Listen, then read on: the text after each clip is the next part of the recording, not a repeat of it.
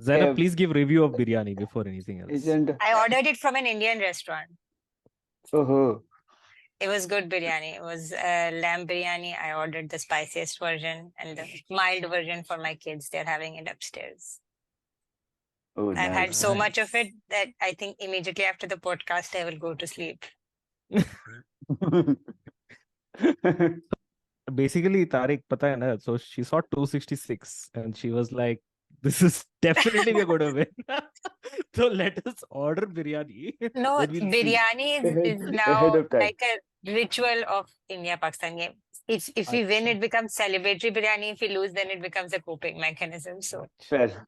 I Fair thought enough. you watched Kuldeep batting and then you're like, up order karo now, let's order. Hello and welcome to episode number, as the Australians would call it, the Devil's number 87 of the Bits and Pieces podcast.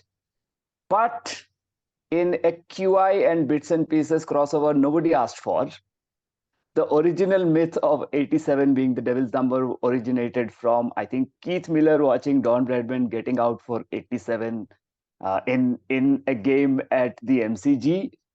And he got obsessed with the number and he started checking scorecards and thought that how could his hero be denied 100 that he was definitely going to get.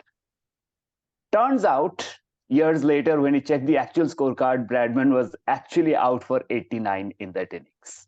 So the entire myth is built on potentially a slow scorecard or a scoreboard at the MCG that Keith Miller mistook for 87. So should we wait for 2 more episodes to do the Devil's number or should we do it now? I think we shall go ahead and do it now. So this is Bits and Pieces, where, like a Drew Carey hosted show once, the points really don't matter. Alternative name, whose line and length is it anyway? So welcome to episode 87 of the pod. I'm Tariq, and along with me today, we have the Ken Master himself, Praveen Gopalkrishnan. Praveen, say hi. Hello. Let me also say that 87 World Cup was also the year where everyone dreamed and hoped that India and Pakistan would play in the final at Calcutta, but it did not happen because India lost the semi-finals to England, Pakistan lost the semi-finals to Australia, and it ended up in England-Australia final. Seems very fitting. We can talk about that game today. So we can go on. And joining alongside somebody who would not have made that mistake of thinking Bradman was out for 87 because he would have double checked that scorecard about 5 times and asked the MCG scorer himself. Welcome, Abhishek Choppi Chopra. Hello. Good to be here. And finally, to complete the pod and make it a truly cross-border one, we have our resident Pakistan cricket expert and person who will die on the hill, that is the Karachi Kings. Welcome to the pod, Shaheen Afridi. Thank you so much. I would like to say that 87 is a special number for me. It's the year I was born in, 1987. Wow. Nice. Okay, so we have quite the panel of numerical significance for episode 87. And let's dive right in, people, with half an India-Pakistan match, half of what we were originally promised, because we are recording this right after the Asia Cup game between India and Pakistan, which unfortunately, after a completed Indian innings where India were all out for 266, and by completed, I mean they left almost a couple of overs on the table. We did not get to see Pakistan bat, and the spoils were shared.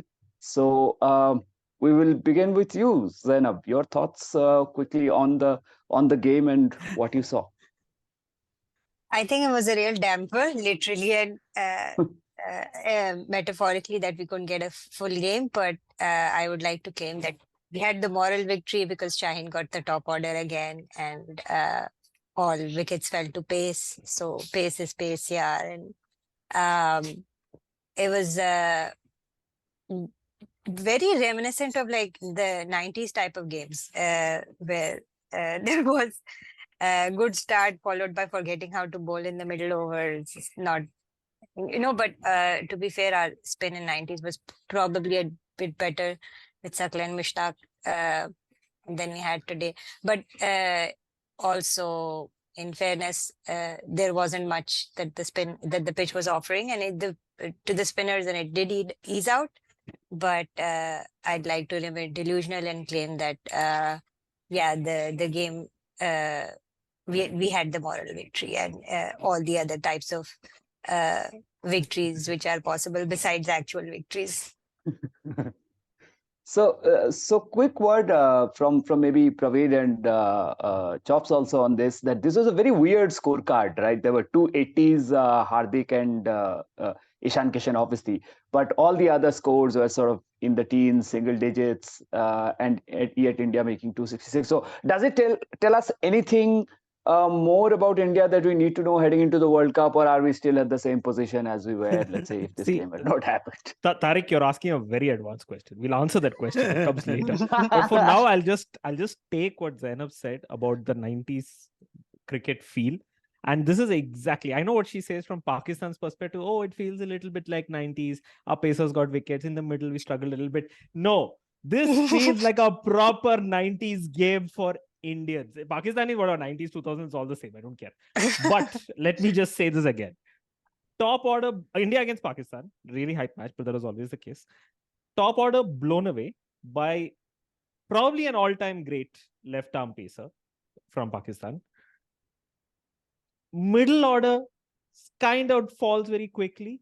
Then you get like this Ajay Jadeja, Robin Singh kind of like one run a ball for like some 120 runs, and then it gives you a lot of hope, and then you're looking at it like now they will do a strong finish. They don't. Atul Bedade, Praveen, Atul Bedade.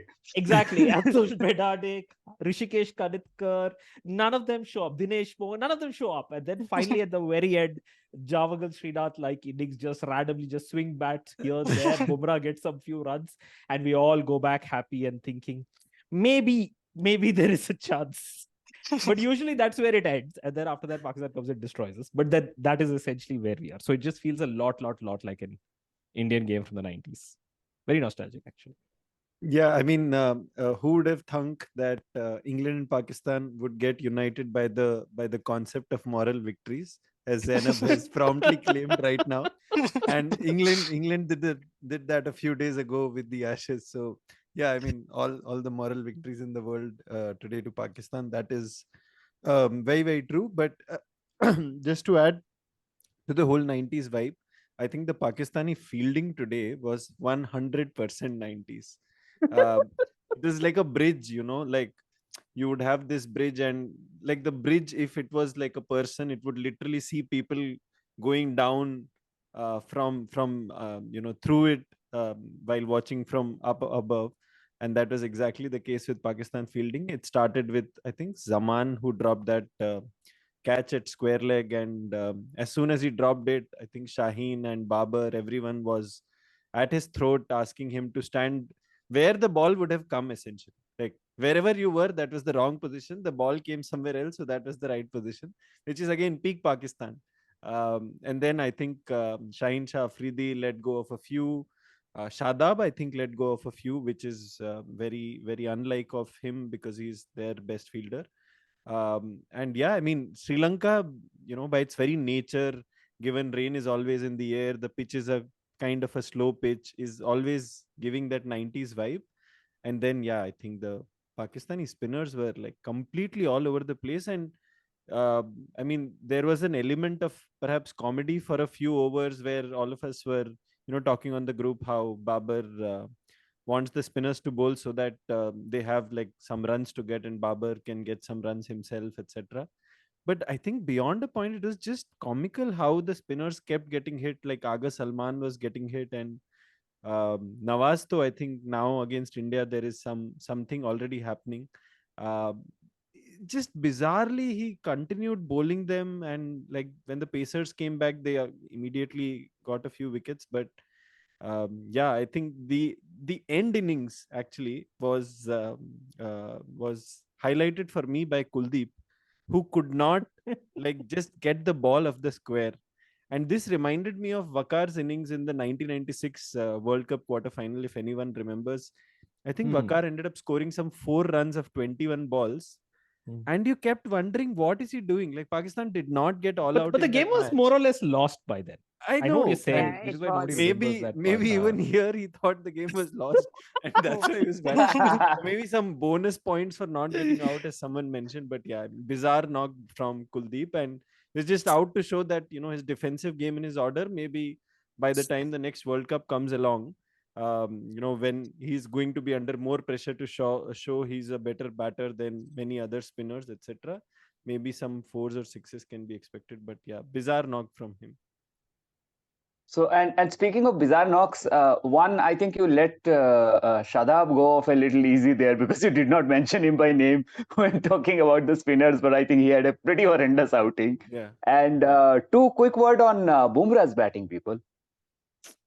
Amazing. I think he's in that phase where he scored 37 runs of that broad over in England, and 30, after 35, that, I think.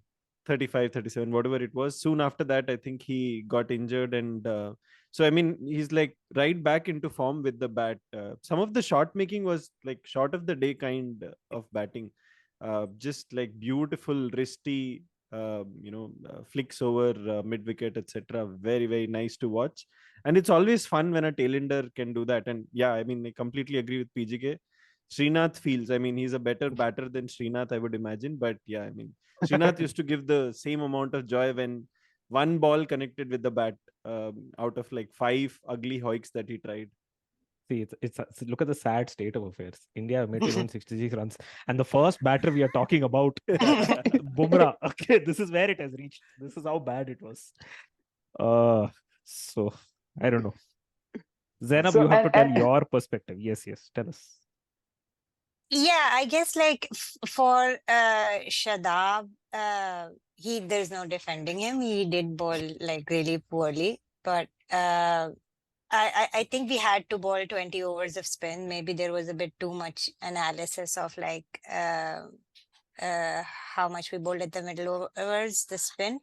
Babar, of course, like maybe 1 over he bowled too much, like 1 over less of Agha, Nawaz or Shadab. That was just like it was, and the timing, right? He could have brought back Shaheen sooner because he was left with 1 over of the quicks in the back. So that made absolutely no sense. But given the 11 they had selected, they had to play 20 overs of spin. So see, the good thing is that Babar is not going to make that mistake a second time because he has watched Kuldeep bat. So now he is like, see, it's fine. You bring in the pacers now. Someone will tell him, sir, if you bring in the pacers now, Baba, that means that the spinners will be bowling in the end. It's okay. The spinners will bowl in the end. It's no problem. It's Kuldeep only, it's fine. Leke aao bhai. So yeah. Yeah, sorry, go on, Zedap. Yeah, I mean, it's like, I think people's memories are still thinking about, I mean, people like are not going to be happy either way. Like if he had like bowled out all the spinners early on and they would have played them out and then cashed in on the spinners later on, they would have said, oh, you should have brought the spinners back in the middle over. So, I mean, it's Sri Lanka. I don't think they misread the pitch. On most days, you would say that playing 2 spinners is okay. And India played Shardul for his batting mainly, right? So I mean, allegedly. Nobody knows which Shardul. So I mean, people did say, I mean, they could have played like Fahim or Wasim Jr. in place of Nawaz, but I don't think that's necessarily like it would have made. I mean, it might have made a difference. You never know. Theoretically, it's possible, but I don't see that they misread the pitch. We just like they didn't bowl well enough. Simply the spinners, and you have to sometimes you have to give credit to the opposition also, right? When you can't give any other analysis, you have to say let's give credit to the opposition. Well played, Hardik. So and like Ishan today is a Krishnan. good day to do that. So also generous of you. I mean, that's so nice. But दूसरी team भी तो खेलने आई है ना. Can you tell us a bit about the backup spinners? Because I don't think we know very much about it. Okay, so we have in the squad we have Usama Mir, who had a very good PSL and he had a very good 100 also, blast also. I mean, I'm confusing which tournament, but yeah, he's also a leg spinner. He doesn't bat. Your backup spinner has 100 in PSL. No, No, I'm the saying 100 he tournament. played in the Just talking about 100. 100, Oh, the played in the tournament. 100. Oh God, I was like, oh He my doesn't God. bat PGK even. That's PGK is what. like our number 11 comes to bat at number 7 Yeah. or 8 or something. Yeah. Their I was like, spinners have hundreds. we left out Chahal. Okay, and now their backup is a century batter. I'm like, No. okay, sorry, please go on. Ha. So yeah, Osama Mir is like the classical leg spinner who bowls like big looping googlies and leg spinners, but he, like all leg spinners, he has control issues. He's a good backup option, but I honestly rate Shadab better than him. And Shadab is just like, he adds so much value to the team with his batting, with his fielding. I mean, even on his bad day, he took a very good catch. So, um, he is like I think he's officially the vice captain, if I'm not wrong. Yeah. So there's no So what chance you're that he'll saying go. is Shadab is Pakistan's Ashwin, and this backup spinner is essentially Pakistan's Chahal. That's what you're But saying. PGK, she mentioned good catch also. Chops is taking out his bingo card to put like Praveen putting Ashwin in the pot. Thought it'll come later, but okay. Sorry, go on. And the other backup spinners? And the other backup spinner, I don't know if Abrar is in the squad or not, but he's also another leg spinner, the one who got Yeah. Harry Potter. Yeah, Hey, Harry yeah. Potter, We the one are who got familiar with plenty of Abrar. wickets against England in the tests and so on. So, Mm. yeah, but I honestly think that this is pretty much the 11 that we will play throughout the World Cup. Babar is very conservative and it takes him. We did try Osama Mir in one of the Afghanistan games, but yeah, I don't think he'll start. I wish we could say the same about our 11, but now things are even more This complicated. is, we have no idea if this will even be close to what the 11 will look like in the World Cup, I think actually. I'll just go back to what Tariq asked initially, which is that have India learned anything at the end of this? So I have this very simple answer. I'll tell you what, because it's very clear. You can't ask Pakistan if they've learned anything, because whatever Pakistan have learned, they can't do anything. And as Zainab says, they're not going to change the 11 anyway. So it's fine. Now, the problem is the things that India learned are a combination of two things. One, there are things that they learned which they already knew, which is what our top order is going to collapse to Shaheen. Happened. Okay. Shreyas Iyer is going to go to short ball. Happened. Okay. So they know whatever this they knew even before the game. So they know the same thing again. Now the new thing that the other thing that they know is that Hardik can bat. Fine, Hardik can bat. We knew Hardik can bat. But the thing they found out is the thing that they did not want to find out, which is that Ishan Kishan is actually a very good batter. He was batting really well. Now he's continuing to bat well. And now this is a problem. Because now you have KL Rahul who's supposed to come in. Now Ishan is scoring like crazy. So you don't know what to do now. Of course, you'll bring back KL. But like I said, once KL fails, if he fails like 2 or 3 times, oh, then it's a different masala altogether starts. Then And what do all you the do people with the will come batting out. order? Where does KL bat? Where does Correct. Where does Ishan bat? KL bat? Exactly. So now they are very confused. In fact, Hardik's batting is not what they wanted to find out, because they already knew that in this kind of a situation, Hardik can find. He can do some tuk-tuk, 1 or 2 sixes he can hit, he can bat. They wanted to know about Hardik's bowling, which unfortunately they didn't find out today because it got rained out. If they found out about his bowling, they'd be like, okay, at least we know if he can bowl 10 overs, how he's bowling, is he back in good form? All of those answers they can find out. But now they don't know those answers.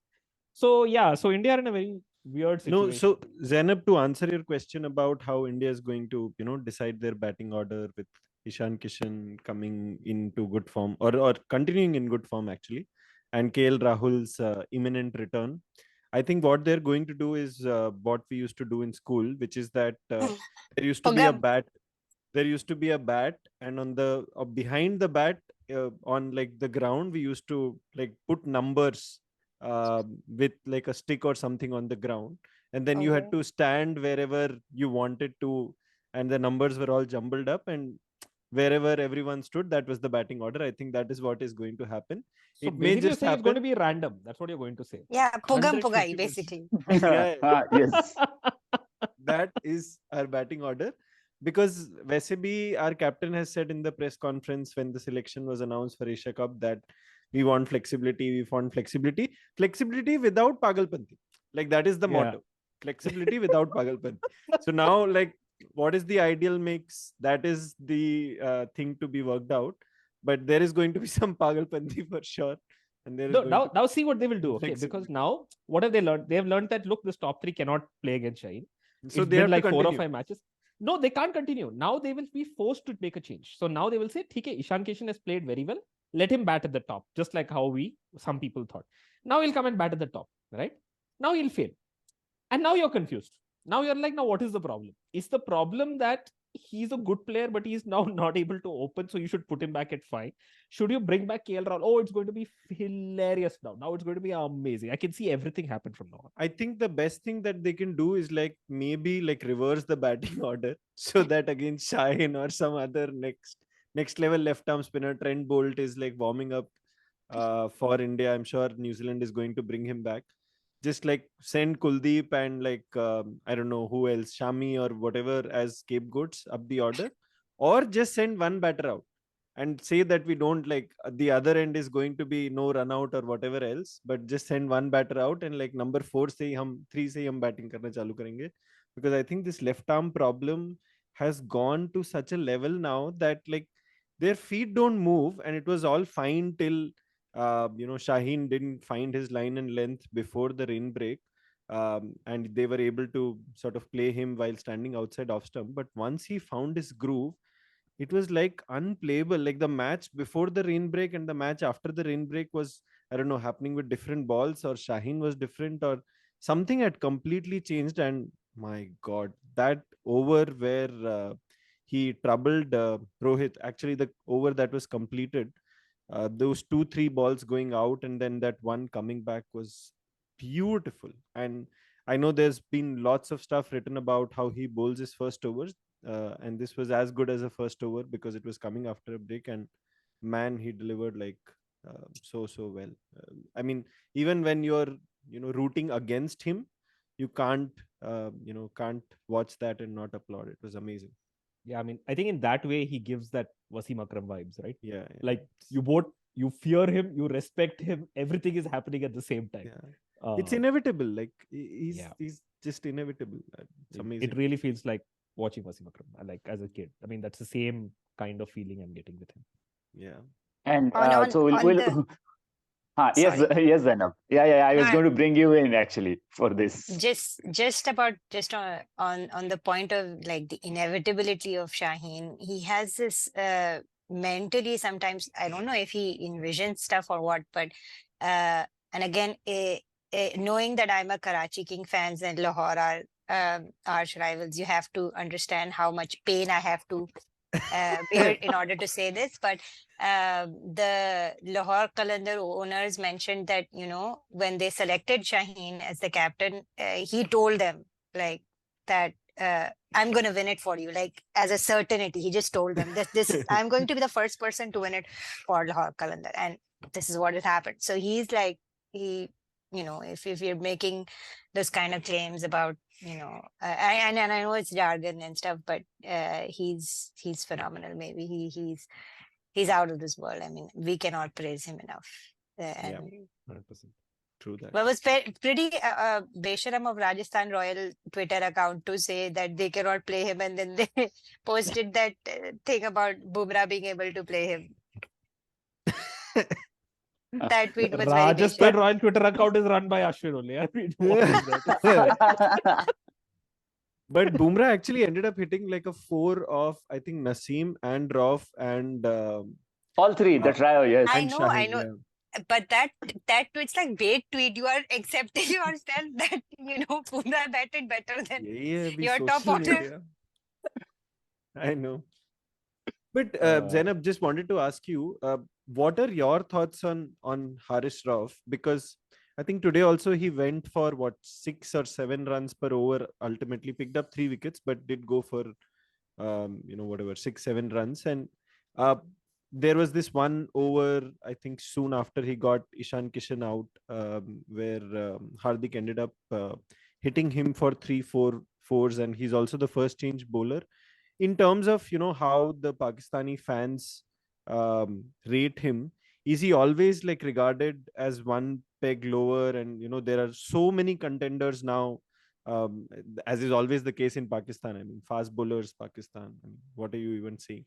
But he seems to kind of lose it at like crucial junctures. perhaps go for pace or something, and then he'll end up bowling short and like feeding the batters those lengths that that can be hit. So is that something that the Pakistani cricket Twitter also thinks, or it's just a one-off thing that happened today? I think Twitter is very like there's like a dedicated fan, because any player who comes from Lahore Qalandar has a very big dedicated fan base. So yeah, I mean, in an honest assessment, he's like an excellent bowler, of course, but like some fast bowlers more than others, they definitely rely a lot on rhythm. So I feel like he's one of those bowlers where जिस दिन rhythm अच्छा है उस दिन सब कुछ अच्छा है, but he has become very, very intelligent, like, and smart in the way he bowls. So and the amount of runs he goes through, I think somebody at his pace, that's always going to happen. So because some batters will just use the pace, and today I think he was really unlucky. There were like times where he beat the bat and the misfield went for 4.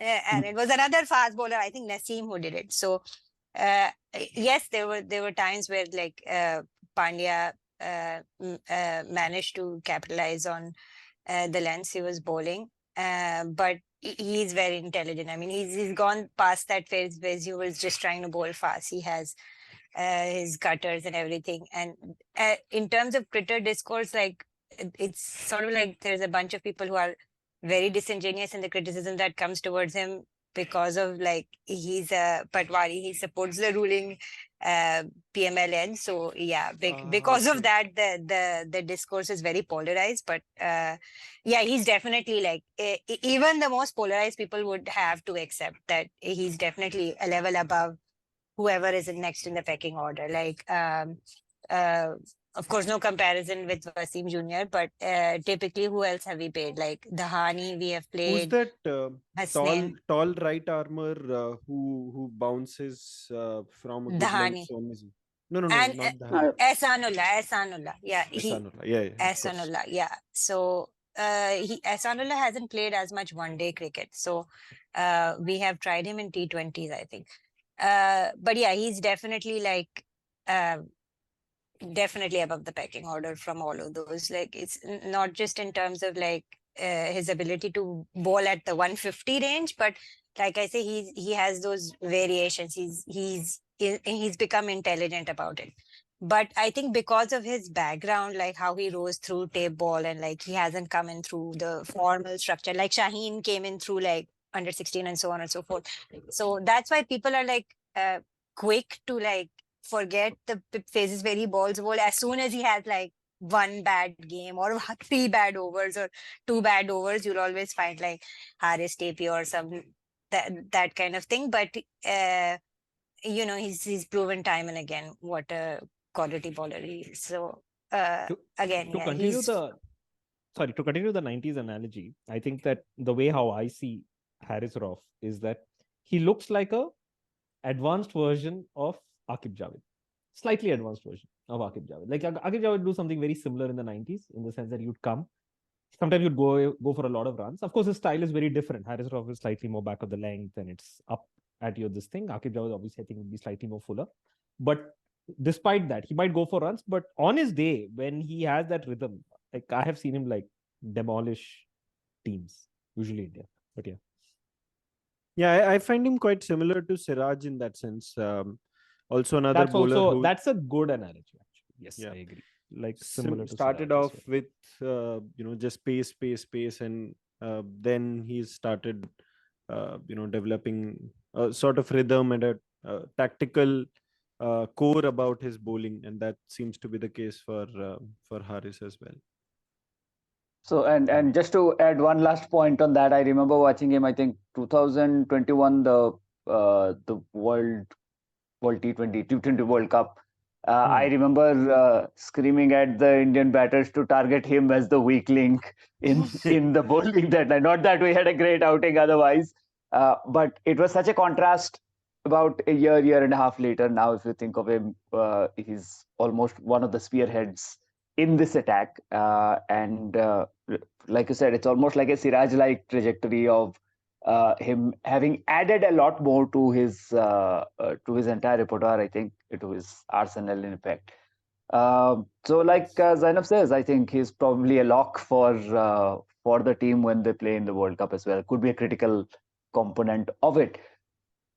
Moving on from that, Praveen, I wanted to bring on another 90s pointer here in true BNP style, that all the 90s throwbacks that everybody had been talking about, there was also this discourse about the India and Pakistan players being a little too friendly and things like that. Like there has been enough and more flogging of that dead horse. Um, so from your classic 90s perspective, because you are the 90s expert here, could you What a thing could to you be. bring us up to speed with this? No, I mean, this is of course nothing like the 90s. I think, see, I think the thing is, in the 90s, this is my view. My view is that I think a lot of them were friends, but there was still a lot of performative stuff going on, right? And I think performative stuff in the sense from a conservative standpoint, not from a slightly aggressive standpoint. So what I mean by that is they would probably not, they would not be photographed like or taken, like, oh, we are hanging out together, we are in this thing. They probably would make sure those things didn't come out. But I'm sure they were like underneath, they were all like some amount of camaraderie and respect and all that. Is my guess. But the thing is, this time is the other way around. This time, what happens is now the players are openly like, no problem, we are all friends, etc. The people who are actually being conservative this time are the Indian analysts and commentators, because before the lead up to this match, I was actually like, generally, because there's a lot of these like previews that are going on, and everybody has been saying through the previews, whenever you ask them that who do you think has the edge, India, Pakistan, your prediction, every Indian analyst that I saw were like, India, India, India will, India will. Really? Okay, really? Have you seen this Pakistan team? How can you so confidently say India? And don't forget, these are the same set of people when the WTC happened against India, Australia, same amount of previews, same amount of analysis, ye hoga, wo hoga, etc. At the end of it, when you ask, who do you think has, Australia has the edge. I think Australia has the edge. So there, very shamelessly, everybody was saying very clearly Australia's edge. Here, everyone is like, no, no, no, India will win. India will definitely win. I have a feeling. They look settled. They look like they are like Settled. ready to go. Yeah. I think this break helped them a lot. Bumrah is back. Iyer is back. I can feel happiness around the team. Did you see Rohit Sharma's press conference? Did you see it? Okay, everybody is very happy there. So I don't know. I think that is my only thing. But I really like the video today with Haris meeting Kohli. And I think the first thing that Haris says when he meets Kohli is like, मैं जहाँ भी जाता हूँ लोग Kohli Kohli चिल्लाते, which was such a beautiful, such a vulnerable thing to say when you meet Kohli, especially after that game. So I don't know, it made me smile. It was very nice. You don't see such Yeah. things in the past. Yeah. No, Yeah, I think. remember. Okay, go on, Saram. No, you go ahead. No, I just remember that I think when the Pakistan team came to India in 1999 and they played tests in Madras and Delhi. Yeah. And before the first test started, I think just before that, Sachin had been given one of the Padma Awards, Padma Bhushan or Vibhushan, or one of those. And obviously, the two teams were practicing on different parts of the Chinnaswamy, of the MAC. And there is a moment that's been captured on video. You can still watch it, which is that Wasim Akram comes over to the Indian side. Sachin is padded up, probably next to go in the nets, and he hands him some sort of a gift or a plaque from the Pakistani team to congratulate him on that award. And then the discussion is like very 90s. It's not like like Mrs. आ रही है दिल्ली और Mrs. Chennai में है, and like then he's asking आपकी Mrs. and it's very cute. I mean, so it's completely what PGK says, that perhaps it wasn't so performative back in the day because the cameras were not like everywhere, right? You could have like a quiet word. And Manjrekar has written in his book, for example, how after the 1996 World Cup quarterfinal, Miandad spent a long amount of time in the Indian dressing room, which could have been because of 10 other reasons. But I mean, there was that level of camaraderie that was existing earlier also. There is this amazing photo of, I think, Gautam Bhimani and Wasim Akram after they've played Holi, and Wasim is dressed very negligibly in that picture. He has a cap and whatever else. So they've played Holi in the hotel together. So I think it's been there forever. It's just that now there are cameras in their faces all the time, which is kind of unfortunate. I mean, they're allowed to have friendships, across teams, because they're all professionals. And I think Kohli, for whatever his views have been on a few political stuff, political things, etc., is singled out even more.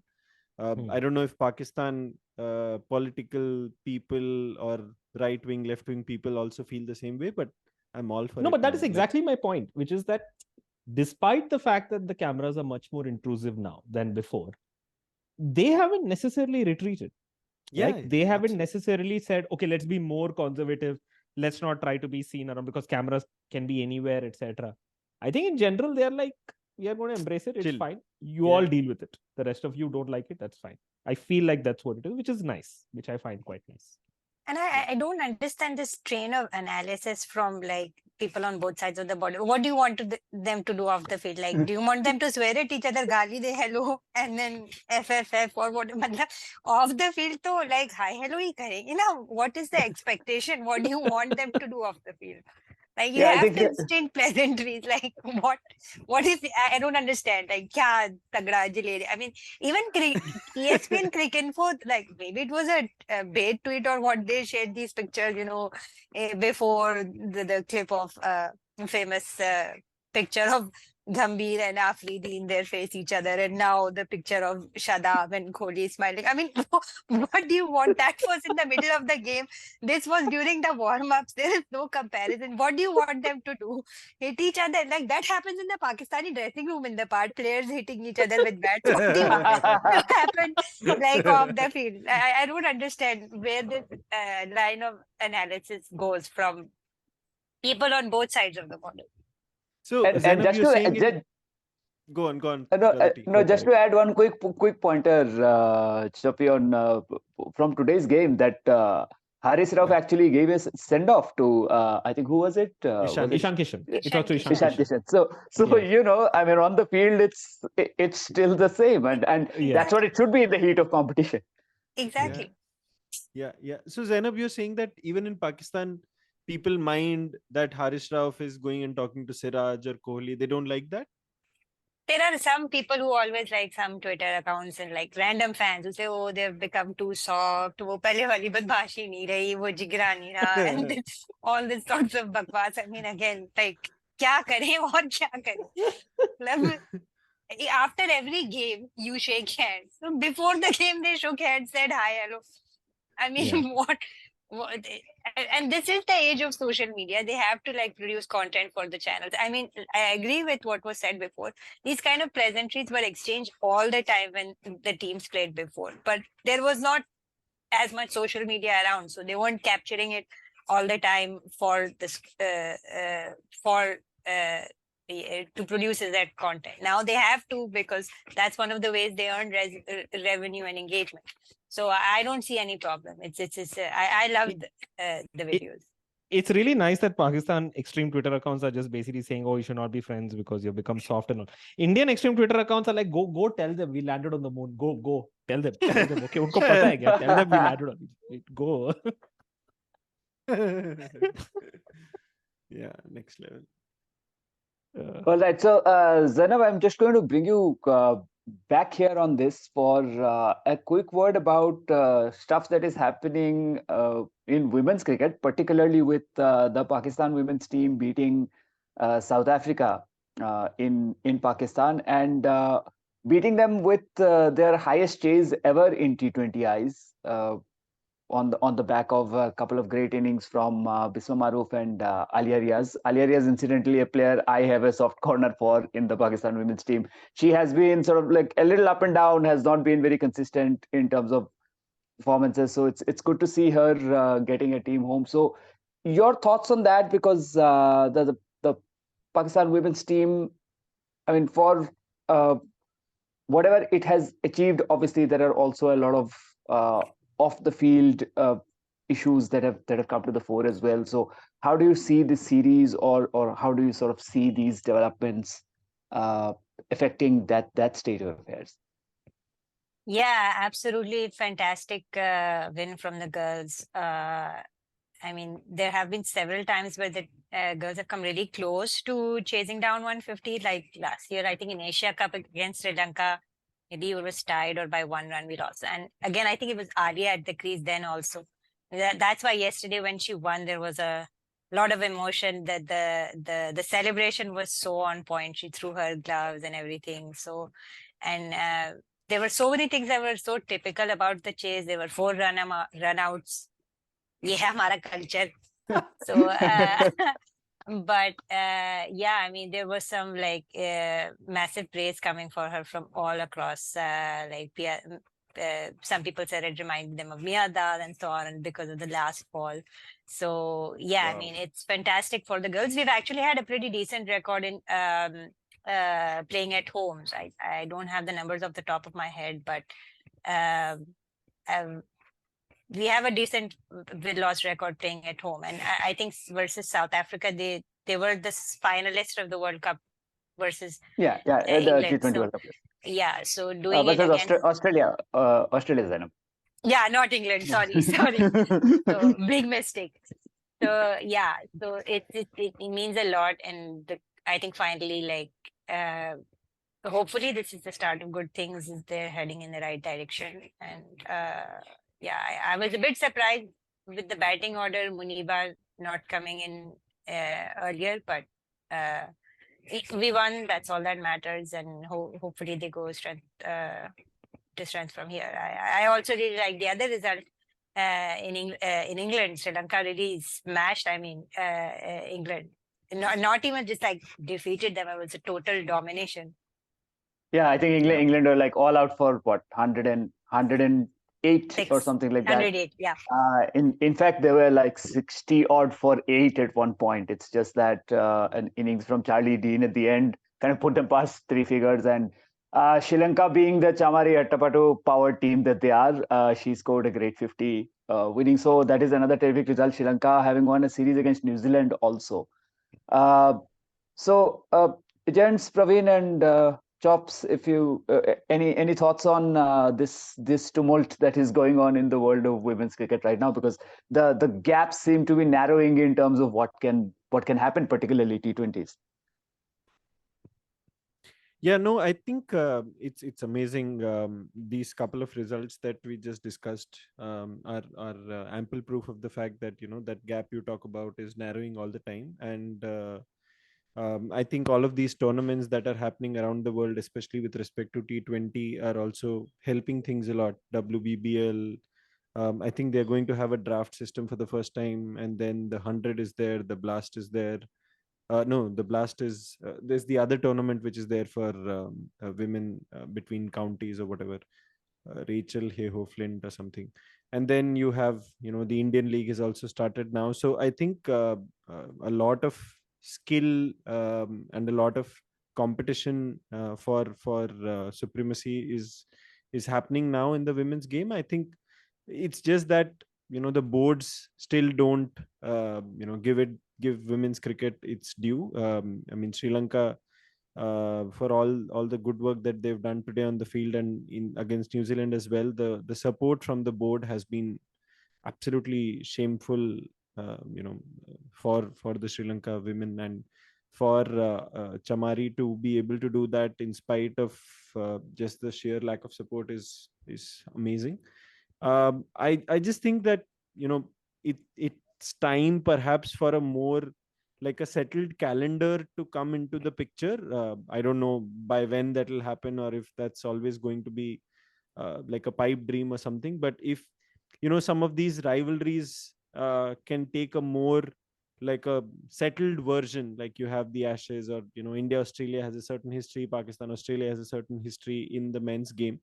If some of those rivalries can like develop a context of their own, and the past matches come to the fore every single time those two teams play against each other, I think if that sort of context can be developed a little more, which will only happen if they play against each other more, then it'll be really amazing. And I think the crowds across the board, wherever the boards have taken care of ensuring basic facilities, etc., the crowds have been quite amazing. I think the 100 especially has done tremendous work for women's cricket in England. Perhaps not so much for the men's game.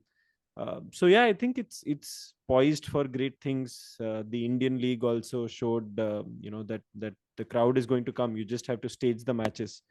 So yeah, I mean, very, very happy to see those two upsets, and may that streak continue. Yeah, and may we not have to call them upsets going forward. Maybe they just become like Yeah. standard results. Yes, Absolutely. Praveen, you were saying something. No, I actually don't have. I mean, both Zainab and Abhishek, especially. Abhishek knows the name of the trophy, so I think that I should now defer to his knowledge. So Rachel, or I'm like, wow, okay, you know the name of the trophy. I mean, No, in terms of, sorry, I should let you finish. no, go for it. I was just saying, like, in terms of like the actual gap between the sides, that's something that's reducing, but also like in the established sides, I think England recently announced that they would give the Equal match pay. fee for men and women would be equal, and South Africa also announced equal pay. So that's a big thing. So, I mean, just for the women's game in general to be achieving that parity. So that's also something that's happened recently. That's something to celebrate. Yeah, I just Yeah. hope that the number of games that they get now, also get equal, and the contract amounts also move towards equalization. I don't think that's going to happen anytime soon. So I'm a little more cynical than Zainab about the significance of this equal pay move, because it's like a very small portion of what the players actually end up earning. But yeah, I mean, it's a move nevertheless, and I think the board should be appreciated for doing that. Yeah, I also actually think that antics like what Harmanpreet does in Bangladesh, these are all things I can fully support. I can get behind. I think 100%. these are all things, not just because it is Bangladesh, but still, okay, it is something that I can fully get behind, because quite frankly, I know she's probably not doing it with that intention, but I think these things, in all honesty, help.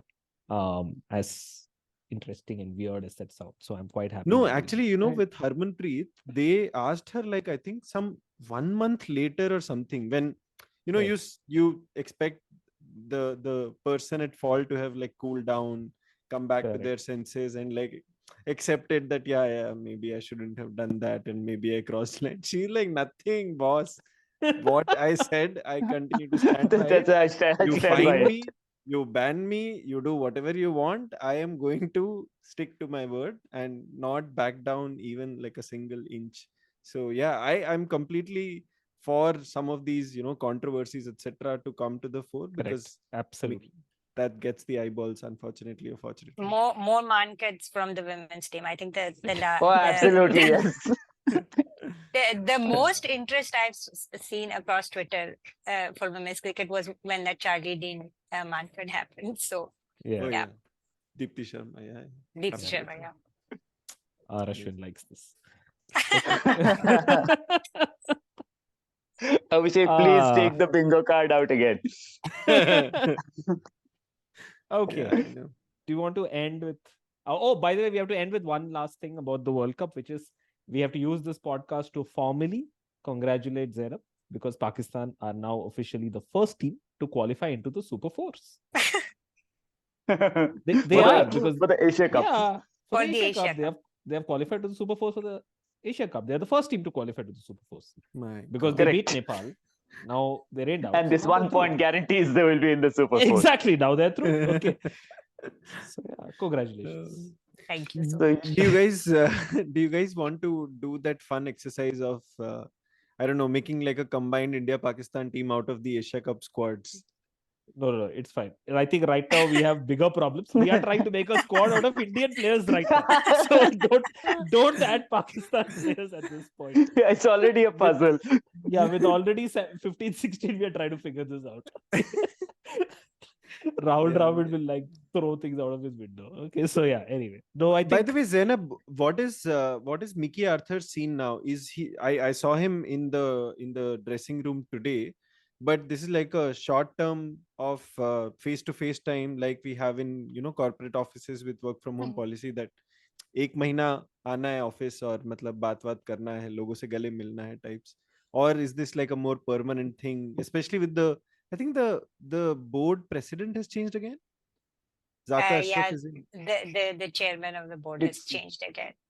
So So yeah, the arrangement that we still that was existing until under the previous chairman Najam Sethi is still intact. So he'll be with the team whenever he's not bound by his country contract. But he's got his folks, his handpicked team. So there's Grant Badburn and there's Rehan al-Haq and Hassan Chima. They are either in selection and in team manager role. So his guys are with the team. So he and Morne Morkel. Morne Morkel, the bowling coach. So yeah. And I have mixed feelings about him as a coach, but it's too late to obviously make any changes. And it's going well. No need to change anything right now because there were seriously talks about changing everything from the captain to the coach. Everything, every time the circus in the PCB changes, they start talking about changes. So hopefully now there won't be any changes until at least the World Cup. But as soon as we go to Australia and we get whitewashed, anything can happen. Zainab I mean, I've never seen a World Cup defeat survive a coach or captain. One will have to go if we don't win. Zainab channeling her inner Jayant Lele. Amazing. Yeah. Okay, I think we are about, just short of an hour. So you want to close on that note, or is there anything else that we needed to plug or cover? I don't know. I think we should just talk about how we expect the rest of the Asia Cup to unfold. So a couple of minutes and that's it. Sure. Perfect. So on that note of Praveen saying Pakistan are the first team to officially qualify for the Super Fours, let's look forward in the Asia Cup to those games where we have been given this cruel choice that in the Super Fours we can either have the Nagin Derby again, or it's going to be Pakistan versus Afghanistan. You can have one of them, but not both. Nice.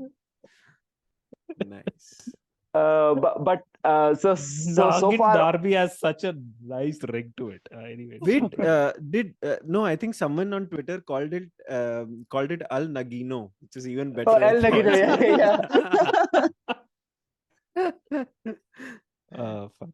I think now what's going to happen now, obviously, is that Pakistan are through to the Super Fours and everything is sorted. I think the biggest problem that Pakistan have to face is just like a cross-country flight. They have to keep taking flights back and forth between Pakistan and Sri Lanka, which is obviously unfair. But I think that's really their biggest problem at this point in time, as I see it. Everything else is fine. India, of course, are going to now. I mean, knowing India, they'll probably thump Nepal. Kohli will score a century, Gill will score a century. Then at the end of it, you'll still not know anything. You'll be like, also Surya will come back in the team and score a century. That'll be another problem. So now it'll be very confusing now. After Nepal, they'll be right now they know something. After Nepal, they'll be like, boss, ye bhi pata tha. Now what is the point? So they are going to enter the Super Four with this team exactly where they were 2 matches back. They're going to be that same state. They'll enter the Super Fours. Meanwhile, on the other side, it's either going to be Nagin Derby or it is going to be these two. Afghanistan, yes, of course. I feel like Afghanistan will get through. I just feel like they are definitely going to pull off one upset for sure. And it's going to get very interesting. So then it's probably Pakistan, Afghanistan, India, and potentially maybe Sri Lanka in the Super Fours. I don't know when is the Afghanistan Sri Lanka game. But it's tomorrow, I think. Yeah, I would keep an eye on that game. I have a feeling that because Sri Lanka look a little vulnerable at this point in time. They don't have their best players. They don't have Hasranga. Tomorrow is Afghanistan, Bangladesh. Oh, tomorrow is Afghanistan, Bangladesh. So it's still a key game because if Afghanistan win, then they are through to the Super Fours because Bangladesh should have lost both their games. Correct. Exactly. Nice. It's a must win for Bangladesh tomorrow. Nice. Okay. Usually it is India in such situations. Good to see Bangladesh. And I think same for Bangladesh. Even Bangladesh is looking very vulnerable. Liton Das is not playing. I think he's ruled out of the entire Asia Cup. So I don't know. It starts to look a little dicey, and I feel like Afghanistan can definitely beat one, if not both of them. And sometimes I think beating one is enough. So And yeah, it's going to be. presuming this is how the Super Four looks like, is Yeah. it? Are these teams going to torpedo the dreams of basically a India-Pakistan final again? Or do Yes. any of them have? We are some way away from that. But I would be surprised if it's not an India-Pakistan final, like this time Yeah. around. Because Bangladesh, I don't see them getting there. I don't see Sri Lanka getting there. Afghanistan, if they get there, I mean, I would love it, but I would be like very pleasantly surprised. And that actually bodes really bad for the World Cup. Then everyone has to be really worried if Afghanistan makes it to the final in Asia Cup. So yeah. And amazingly, we have not had an India-Pakistan final at ACC/ICC tournaments pretty much forever. I think, bar the 2017 Champions Trophy final, we've never had India and Pakistan meet in the final. And the World question is not T20 about 2007. Sorry, I'm saying the question is not about them meeting the final. The question is where the final will be played. If again they basically say, can we play in Kandy? No, India will be like, no. Can we play in Dabula? No, we don't like Dabula. We will play in Kandy. Let it rain, let it get rained on, and we will go into the World Cup knowing nothing. It's okay. It's fine. So yeah, moral victory. It seems like it. No, but tell me this: Afghanistan has a big needle with Pakistan. Bangladesh has a big needle with Sri Lanka, of course. Not so much with Pakistan and Afghanistan, right? I mean, it's not like one of those things where clashes and fights have happened in the past. No, I don't think so. Not that I can recall either. Because Bangladesh Pakistan matches have been So pretty okay. I just wish that like in one of these matches, there's one more of these like rivalries that like come up, like nice masala rivalry. Like maybe Afghanistan, Bangladesh could be a good one if that happens, where like people fight with each other and like accuse each other of something, etc.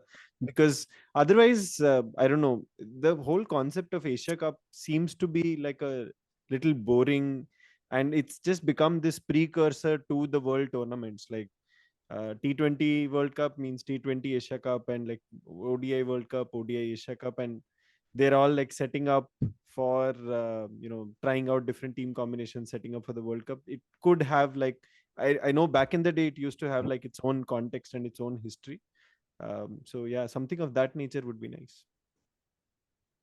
Okay, so from discussing the bonhomie between India and Pakistan, there's suddenly taken a pivot into discussing infusing chaos and anarchy into this. Yeah. You know what's wrong with the Asia? Too peaceful. Okay, we have to इतना फटा नहीं हो रहा है बदमाशी कम है particularly South Asia.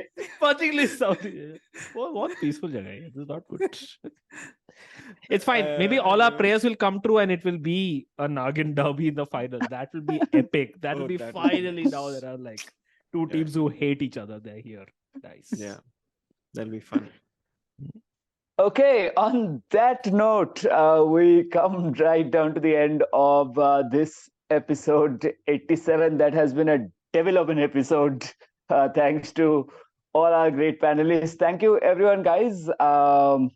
Say bye, everybody, to our listeners, and we will bring you, I think, it's not going to be us, probably another set of panelists, but by the time, hopefully, the second India-Pakistan game rolls along and we have more to talk about, at least a complete game to talk about, and not half a game whose analysis lasted longer than potentially the game on the pod. So say bye, everyone. Bye. Bye. Bye. Bye. Bye.